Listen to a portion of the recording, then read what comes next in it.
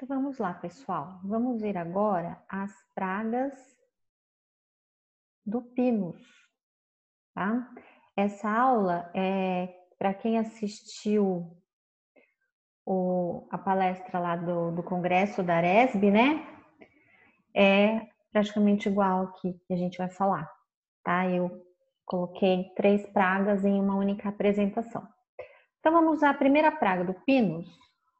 Nós temos aqui o pulgão gigante do Pinus, ou simplesmente pulgão do Pinus, né? Porque gigante, né?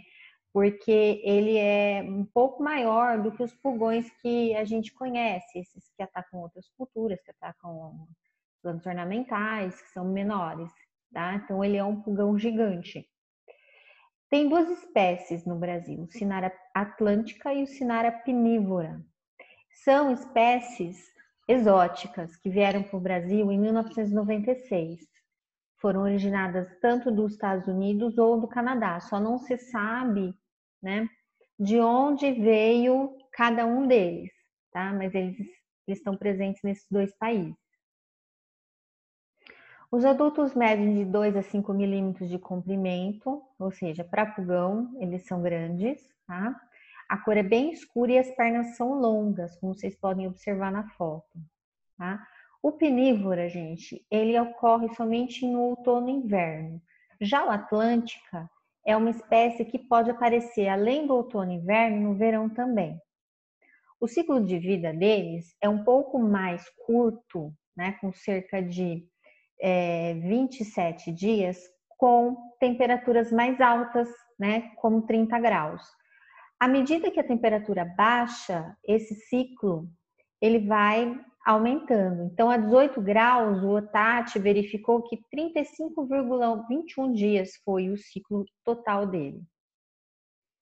Então, aqui uma foto do pulgão, pegando todo o tronco. Quais são os danos, né? Como todo sugador, né, ele vai provocar clorose, certo? Amarelecimento, deformação e queda precoce das acículas, entortamento do fuste, superbrotação devido à destruição do broto apical, então fica uma planta torta e superbrotada. A fumagina, tá? Como eu já falei lá no psilídeo de concha, né?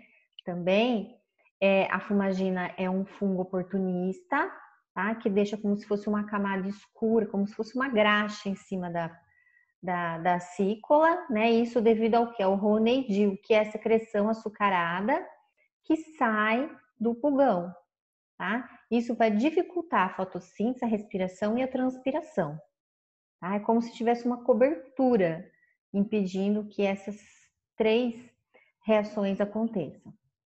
Ele tem uma associação muito interessante com as formigas, né? Ou seja, um acaba ajudando o outro. E reduz a resistência ao ataque de outros insetos e doença.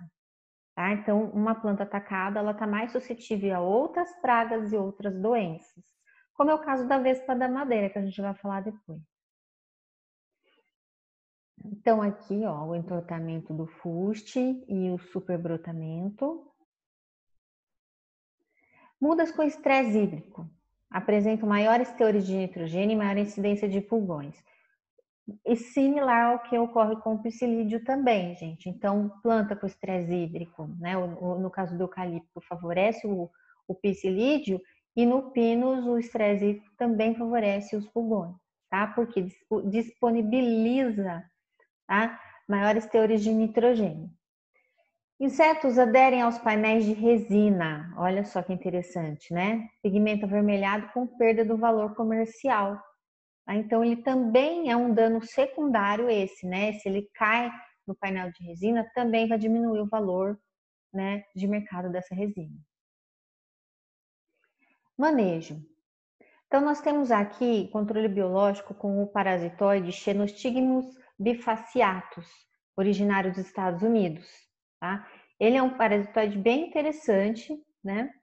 E cada fêmea parasita cerca de 50 pulgões, então é bem produtivo esse parasitismo aqui, né? Ó, e ela alcança uma distância de até 80 quilômetros do local de liberação em um ano, diferentemente de outros parasitoides que não têm uma, né, não voam grandes distâncias, ficam só na área em que eles foram colocados, essa aqui voa bastante.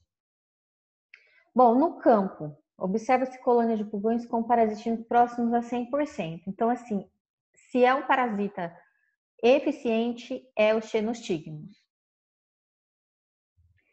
Uma outra coisa interessante também para o controle do pulgão é a manutenção da vegetação secundária nas linhas de plantio. A Nádia Oliveira, ela fez um experimento em 2003 em uma fazenda que é da antiga Orça, aqui perto de Itapeva, entre Itapeva e Buri. E ela verificou que a vegetação na entrelinha fazia com que ocorresse uma manutenção dos inimigos naturais, joaninha principalmente, né? Que a joaninha é o principal predador do pulgão. E com isso a população de pulgões do Pinus foi praticamente, né, zerada. Então é muito interessante esse trabalho. Ou seja, mantendo o mato na entrelinha, você automaticamente controla o cupim. Isso é o que a gente chama de manejo do agroecossistema, né? Controle biológico conservativo, ou seja, você conserva o que você já tem, tá? Você não solta a Joaninha já está por ali. Você só facilita a vida dela ali para se alimentar dos pulgões. Aqui também nós temos os fungos entomopatogênicos, tá? Que também foram testados já e tiveram sucesso, tá? Mas devido a toda essa problemática aí, né, de evitar a pulverização, tudo, apesar do fungo ser biológico, eles estão preferindo fazer com xenostigmo mesmo. E o controle químico, né? Mas isso só é indicado em altas infestações, tá? Eu, sinceramente, não tive nenhum registro, não chegou até mim nenhum registro de que aqui na região foi preciso aplicar. Bom, uma outra praga, gente, o macaco